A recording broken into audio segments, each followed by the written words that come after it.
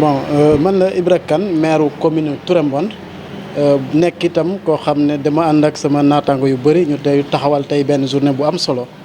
doon xalaat ci wàllu intercommunalité loolu moo ñu dajale tey fii ci commune Diourbel. waaw solo si am na solo parce que bi xalaat bi ñëwee ci ñun en tant que ñoo xam ne dañ leen fal ci seen ay commune ñuy xaar ci ñoom ay résultats yu bëri dañu dem exploiter loo xam ne code bi permettre nañu ko le code général des collectivités territoriales surtout c'est entre ces articles 16 17 ba 18 daf ñu permettre à ce que ñun entre communes yi ñu mën a boole suñuy doole mutualiser suñuy force pour faire face ay ak taxawal ay projets ak programme yu am solo fii ci nga xam ne mooy suñuy terroir yi loolu moo tax ñu xam ne am na solo parce que moo ñuy permettre à ce que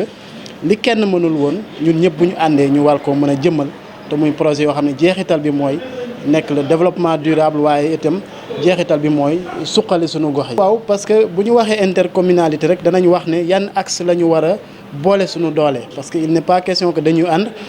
ànd comme noonu bu ñu àndee dañuy ànd ci ay domaines yu bëri bokk na ci domaine boo xam ne domaine suuf bokk na ci parce que gis nañ ne ci gox yi ñu nekk ñun suñu communes yi nga xam ne ñoo ceinturé Diourbel dese nañ suuf su am solo commune Diourbel jeexal na suuf te projet kenn du ko samp ci jaww ji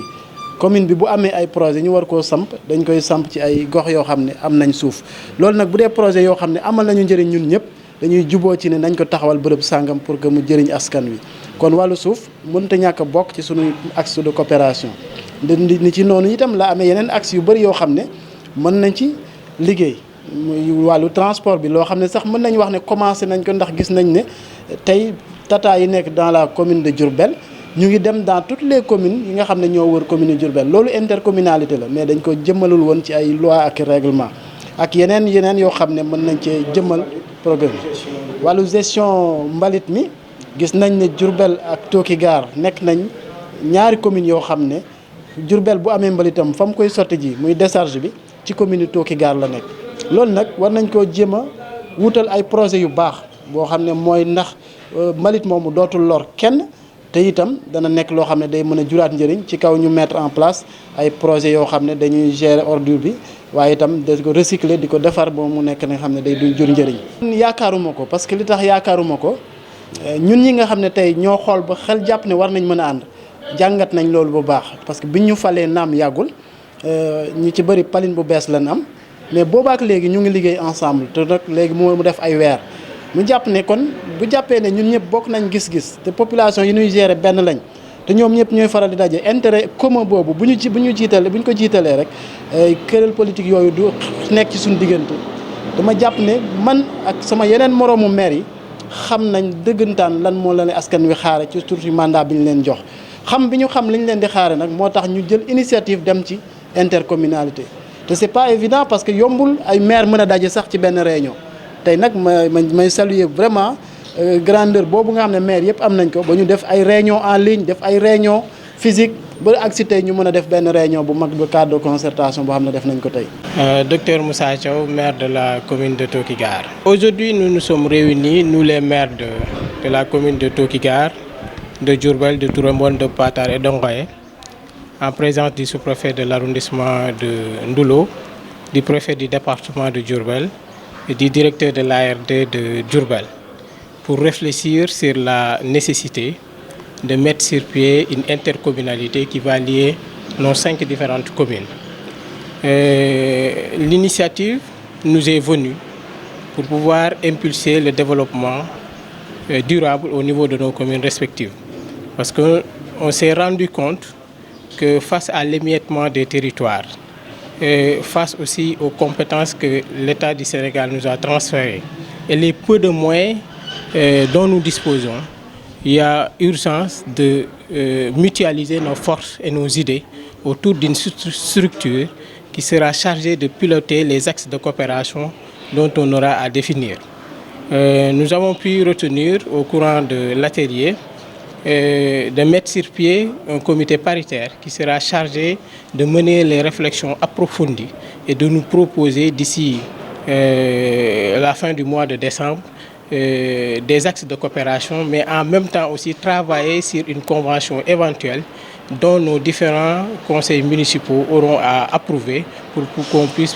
pouvoir passer à l'acte. Effectivement, d'ailleurs, chaque commune a présenté une délégation composée du maire, du secrétaire municipal, du président de la commission domaniale, de la commission finances et de coopération. Nous avons pu partager autour du foncier parce que nous tous, nous nous sommes rendus compte de la situation de Diourbel commune qui est complètement asphyxiée par nos différentes communes. Et il y a lieu aussi d'échanger, de réfléchir autour d'une coopération permettant au moins à la commune de Diourbel de disposer du foncier pour pouvoir mettre en œuvre certains programmes de développement. Et dans ces programmes de développement, certainement aussi nos communes vont y voir leur compte. Mais aussi nous avons pu échanger sur la gestion des ordures, qui est vraiment un point assez essentiel autour de l'intercommunalité, parce qu'on a vécu durant beaucoup d'années la gestion des ordures qui est vraiment un véritable casse-tête pour nos différentes municipalités. Effectivement, ça touche la commune de Tokigara particulièrement et la commune de Diourbel. Mais c'est une question un peu transversale parce qu'aujourd'hui, pour pouvoir, et nous avons eu à en parler, pour pouvoir capter certains financements dans le cadre de la transformation de ces ordures ménagères-là, il y a un projet qui est en gestation et ça va aller au-delà de ces communes de Diourbel et de Tokigara. Donc ça aussi, ça a fait l'objet de discussions au courant de notre atelier, mais aussi le transport et surtout le transport des écoliers. Là aussi, nous avons pu partager autour de ces actions. Nous sommes réunis aujourd'hui en tant qu'administrateurs et non en tant que politiques. C'est vrai que nous partageons beaucoup de similitudes sur le plan politique parce que nous appartenons au même camp, mais aussi nous menons une dynamique d'ensemble, nous les maires qui sont réunis aujourd'hui. Maintenant, des querelles politiques entre les maires, moi, j'en connais pas. De toute façon, depuis notre élection, on est en train de mener une démarche d'ensemble, une dynamique d'ensemble, et on essaie de continuer sur ça. On ne fait pas de la gestion ou bien de l'administration électoraliste. On est en train de se concentrer sur uniquement le mandat dont les populations nous ont confié, et c'est-à-dire promouvoir le développement durable de nos localités. Waaw, comme ni ngeen ko xamee rek, ARD moom bu jumtuwaayu communes yi la. Donc saay buñ ko soxlaa rek ci lu jëm ci wàllu lu ñuy xeltu wala lu ñuy xalaat jëm ci développement rek dafay teew. Donc tey nag loolu moom ma waraloon suñu ñëw fii ci commune Diourbel ngir daje ak juróomi maire yi nga xam ne ñeent ñi ngi ci arrondissement Ndoulo, benn bi moo nekk ci chef-lieu département bi muy commune Diourbel. Ndaje mi nag li ko waraloon rek mooy communes yi ñoom ñoo am mbébét teg benn kuréel boo xam ne dafay tënku ci wàllu intercommunalité. Intercommunalité bi mooy naka lañ mën a boolee suñu doole pour jëf ay taxawaay yoo xam ne dana jëriñ askan wi ci seen wàllu nekkin ak ci seen wàllu dundin moo xam ci wàllum wér-gu-yaram la, ci wàllu njàng, transport, ci wàllum ndox. Donc dimension yooyu yëpp discuté woon nañ ci tey ci suba, mais li nga xam ne nag foofu la ci ARD taxawee mooy wax leen maanaam intercommunalité nan la amee sëslaay ci wàllum yoonu Sénégal. Donc monsieur le maire bi fi jaar léegi cité na leen article yi 16 ba 18. Donc bu nga demee ci code des collectivités territoriales moom moo ko consacré organiser ko. Donc si suñu wàllu aussi xamal nañ leen cadre intercommunal boobu noonu ci yan jéego la ñu war a jaar pour samp ko, ndax mbébét bi mën na am waaye am na nag ay yoon yi nga xam ne moom la réew mi tëral pour ñu war caa jaar. Donc jéego yooyu ñeent la bañ leen ci njëkk a fàttali rek mooy il faut que à la base au niveau communal conseil municipal bi autorisé ko. Wax na ñoom ñu ngi dans les dispositions pour dem vers cette coopération intercommunale. Ñaareel bi ARD ak benn comité bu am solo boo xam ne samp nañ ko ñu tuddee ko comité paritaire, ñoom ñooy liggéey su lu ñuy wax convention de partenariat entre les 5 communes. Convention boobu dinañ ci dugal ci yan axe de coopération la juróomi communes yi di war a liggéey ndax ci wàllu suuf lay doon ndax ci wàllum ndox lay doon ndax ci wàllum courant ndax ci wàllum gestion ordures yi ndax bu ngeen ni dem fu ci mel ne Gossas wala Kaolack di ngeen romb commune bu mel ne Tooki Gaar ñu di fa sotti mbalit bu bëree bëri boo xam ne ci commune limitrophes yi lay jóge donc loolu mën naa doon source bu nga xam ne moom képp mën naa jur intercommunal donc am na yeneen domaine aussi yu am solo yoo xam ne ci convention bi ARD dina si liggéey ak communes yi ba ñu tënk ko ci document bon ñetteelu étape bi aussi xamal nañ leen ne bu convention bi paree dañ koy jébbal ki nga xam ne moom mooy ministère de tutelle ministère bi yore collectivité territoriale nag bi yore communes yi mooy ministère en charge des collectivités territoriales donc moom mooy def projet de décret bi soumettre ko présidence mu jaar secrétariat gouvernement yëpp ba décret bi mooy tënk mode d'organisation et de fonctionnement bu cadre intercommunal boobu donc si décret boobu nag ñun ci la ñuy tënku di gunge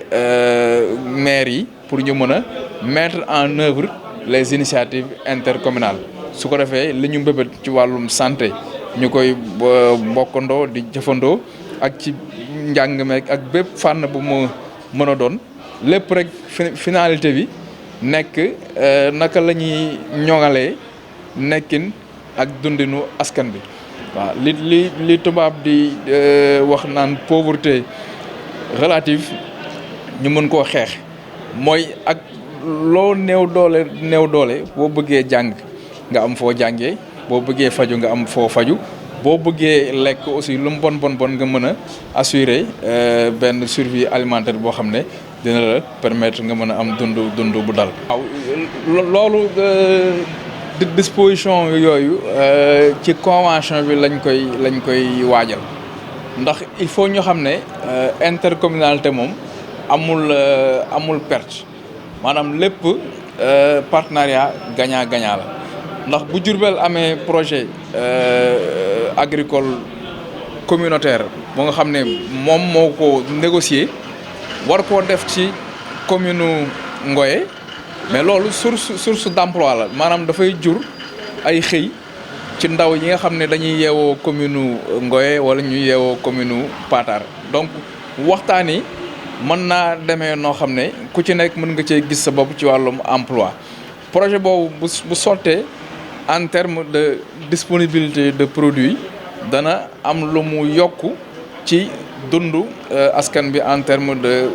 d'autosuffisance wala en terme de sécurité alimentaire moo xam nañ ko mën a déggee ñetteelu njëriñ ba mooy projet boobu bu demee nag ba njëriñ li commencé feeñ ba ay waruwaay war koo séq ak commune ba en terme de taxe ak ay impôt cadre intercommunal bi mën naa waxtaan ci taxe yooyu naka lañ koy séddalee ba commune yi ko fi indi woon ku ci nekk mën cee gis sa bopp donc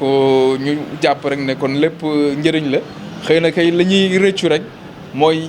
yéex gi def rek te aussi def gi mën na inspirer les autres communes limitrophes yi nekk dans les autres arrondissements de la région.